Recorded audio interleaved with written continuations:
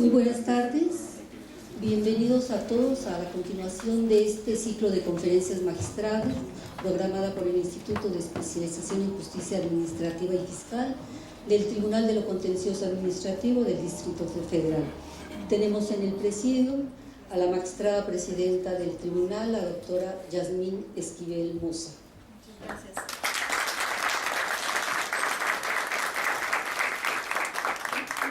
Nos acompaña también el ministro de la Suprema Corte de Justicia de la Nación, doctor Jorge Mario Pardo Rebolledo.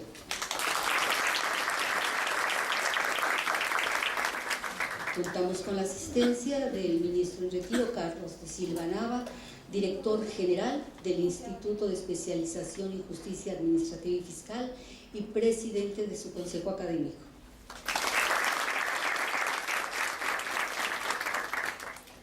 Como primer punto doy el uso de la palabra al señor ministro en retiro, licenciado Carlos de Silva Nava.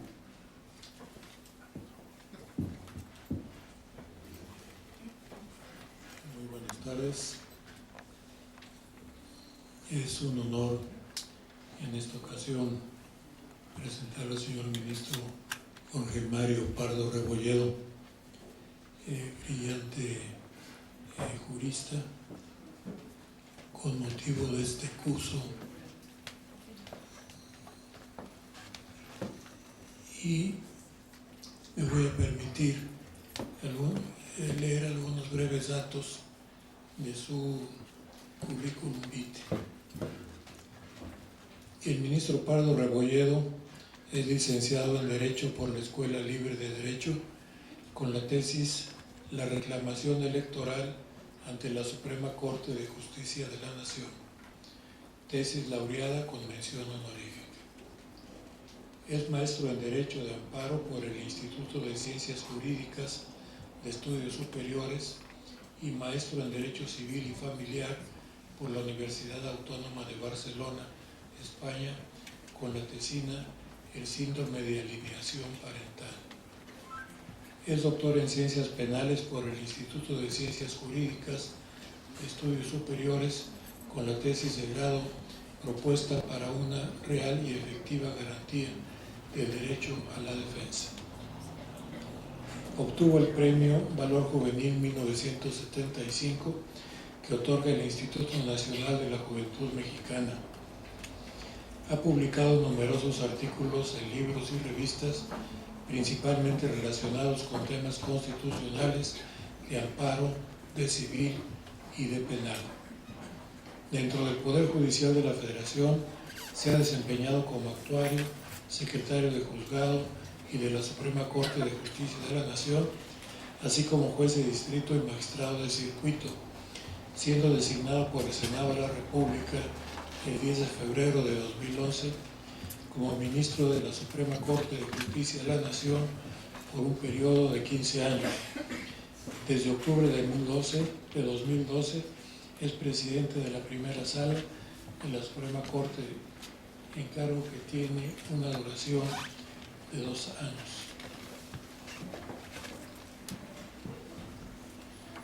Cedo el uso de la palabra al señor ministro para escuchar su disertación. Muchas gracias, señor ministro. Muy buenas tardes, tengan todos ustedes. Quiero iniciar agradeciendo la presencia, desde luego, de la magistrada presidenta, doña Yasmín Esquivel Mosa. Muchas gracias, como siempre, por su hospitalidad. Y también quiero hacer una mención muy especial a la presencia también en este momento del señor ministro en retiro, don Carlos de Silva Nava. Quiero decirles que la posibilidad de que yo tuviera la oportunidad de venir a comentar con ustedes algunas ideas surgió de una plática que tuve con el señor ministro Carlos de Silva, y desde luego en el marco del trabajo que realiza este instituto, cuya dirección general tiene don Carlos de Silva.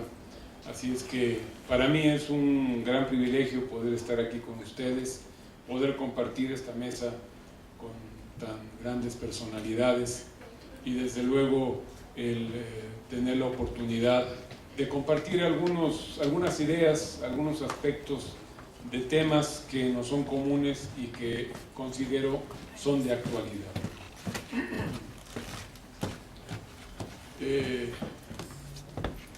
La temática que pretendo poner a la consideración de ustedes en esta tarde tiene que ver con básicamente dos hechos fundamentales en la historia reciente de nuestro sistema constitucional mexicano. El primero, como todos sabemos, es la reforma constitucional en materia de derechos humanos de junio de 2011, que coincide en el tiempo con otro evento fundamental, que es el análisis y la declaratoria que hace la Suprema Corte de Justicia de México en relación con la sentencia condenatoria para el Estado mexicano dictado en el caso de Rosendo Radilla Pacheco por parte de la Corte Interamericana de Derechos Humanos. Estos dos eventos, les decía yo, coinciden en el tiempo, son coetáneos, se dan en el año de 2011, en el mes de julio. La Suprema Corte analiza la sentencia de la Corte Interamericana en el caso Radilla, y como ustedes saben, la reforma constitucional en materia de derechos humanos es de unos días previos a esta fecha. Yo he sostenido que a raíz de estos dos eventos se cambia radicalmente nuestro diseño constitucional, pero creo que seguimos teniendo las mismas bases, y es parte de lo que quiero platicar con ustedes en esta tarde. ¿Qué es lo novedoso de la reforma constitucional relacionado con el tema que platicaremos en esta tarde? Pues lo novedoso de esta reforma constitucional en materia de derechos humanos es precisamente la reforma del artículo primero, en donde se pretende ampliar el ámbito de protección de los derechos humanos, y se establece que a partir de esta reforma la Constitución ya no otorga garantías, sino reconoce derechos humanos. Y el hecho de reconocerlos implica que esos derechos existen per se, y lo único que hace el texto constitucional es reconocer algo que ya existe. Pero no solamente esto, aparte de que cambia el fraseo y la prosa de nuestro artículo primero constitucional, también nos señala que se reconocerán los derechos contenidos en la Constitución, y también aquellos derechos que estén reconocidos en tratados internacionales firmados por el Estado mexicano. Y fíjense bien que no habla solo de tratados internacionales en materia de derechos humanos, sino habla de cualquier tratado internacional firmado por el Estado mexicano que eventualmente pueda reconocer algún derecho humano. La diferencia es abismal. No es lo mismo tener un universo finito cuando hablamos de tratados en materia de derechos humanos, a tener que hacer una búsqueda en todos los tratados internacionales firmados por el Estado mexicano en donde pudiera estar reconocido algún derecho humano. Estas circunstancias se conjuntan, les comentaba yo, con la sentencia que dicta la Corte Interamericana en el caso Radilla Pacheco. El Estado mexicano reconoce la competencia de la Corte Interamericana de Derechos Humanos y se somete precisamente a su jurisdicción y a su competencia. Esto obviamente previo a este caso. En este caso Radilla trae muchos aspectos interesantes, pero los que yo quiero resaltar en este punto son esencialmente dos. Primero, dice la Corte Interamericana que todos los jueces tienen la obligación de contrastar las normas que tienen que aplicar con motivo de sus funciones contra las normas que reconocen derechos humanos, contra las normas convencionales. Y que si una vez hecho este contraste entre las normas normas generales que rigen la actividad de los jueces, de todos los jueces, si se llega a la conclusión de que alguna de estas normas o leyes que tienen que aplicar resulta contraria a alguna norma de un tratado internacional que reconozca derechos humanos, entonces la consecuencia es que ese juez tiene que inaplicar esa ley. Es decir, tiene que dejarla de aplicar y ajustarse a las determinaciones de las normas convencionales. Partiendo de estas circunstancias, se estableció por parte de la Suprema Corte de Justicia de México, que aquí hubo un debate muy interesante porque se decía si en realidad era necesario que la Suprema Corte de Justicia de México, digámoslo así, procesara la sentencia de la Corte Interamericana y la replicara hacia todos los jueces mexicanos. Si no bastaba con la sola autoridad de la sentencia de la Corte Interamericana, en donde condena al Estado mexicano para que esas circunstancias así se dieran. Sin embargo, en la Corte, por una votación dividida y mayoritaria, se estableció que sí era necesario que la Corte se pronunciara en relación con esos temas y que incluso asumiera de alguna manera parte del cumplimiento de esa sentencia del caso Radilla. Y la Corte asumió que su obligación para dar cumplimiento a esa sentencia era replicar las consideraciones de la Corte Interamericana hacia todos los jueces mexicanos, con base en una tesis de nuestra propia Suprema Corte de México. Aquí también hubo grandes discusiones porque, si ustedes han estado en contacto con esa determinación, se trata de un expediente varios, es decir, no se trata de un expediente jurisdiccional relacionado con algún tipo de amparo o alguna revisión, sino se formó con un oficio que mandó en aquel momento la Secretaría de Gobernación, diciendo: Suprema Corte de Justicia, te comunico que el Estado mexicano ha sido condenado por la Corte Interamericana de Derechos Humanos en esta sentencia, en este caso, y te lo mando para tu conocimiento.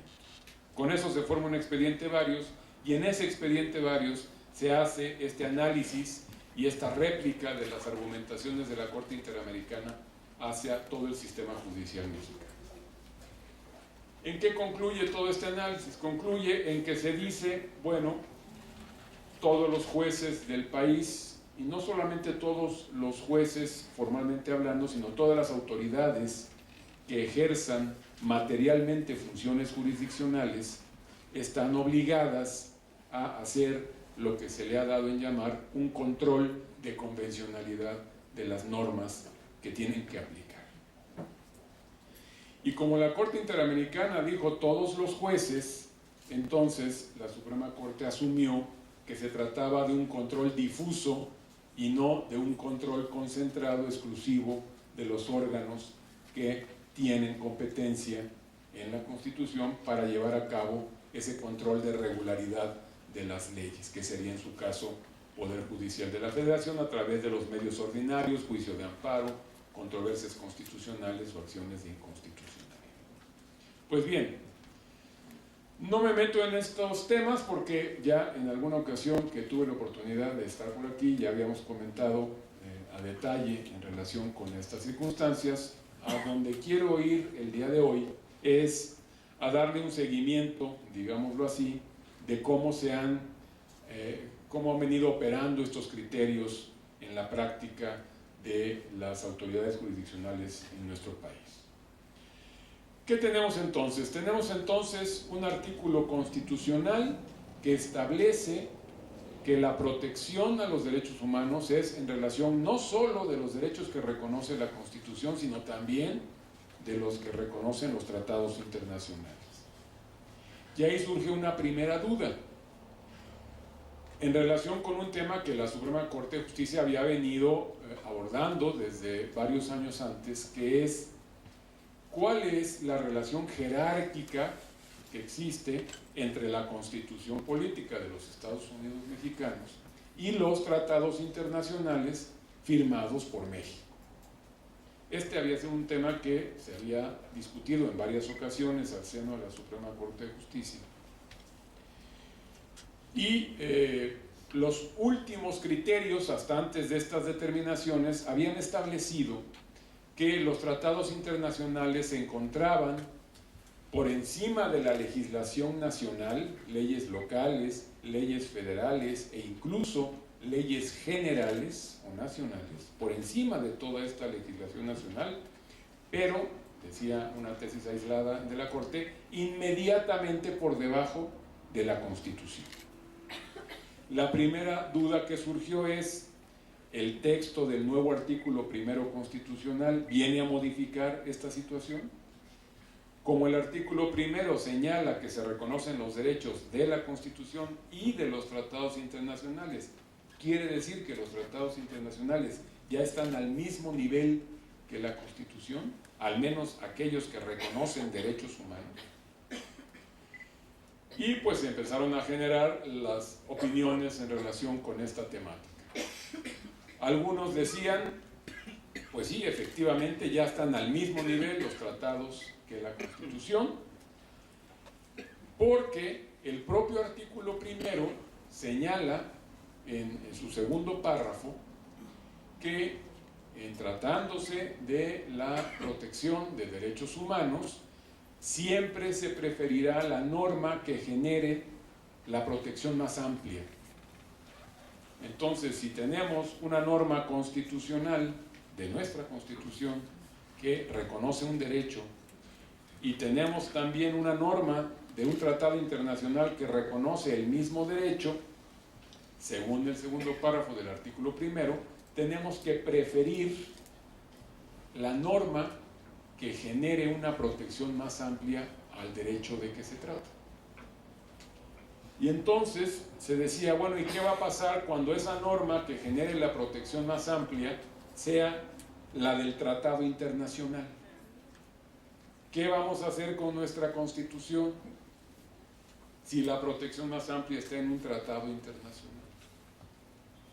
Primera interrogante. Segunda interrogante. Esto quiere decir que en nuestro país ya no existe el principio de supremacía constitucional, porque todos, cuando estudiamos la carrera de Derecho, en nuestra materia de Derecho Constitucional, le dedicamos varios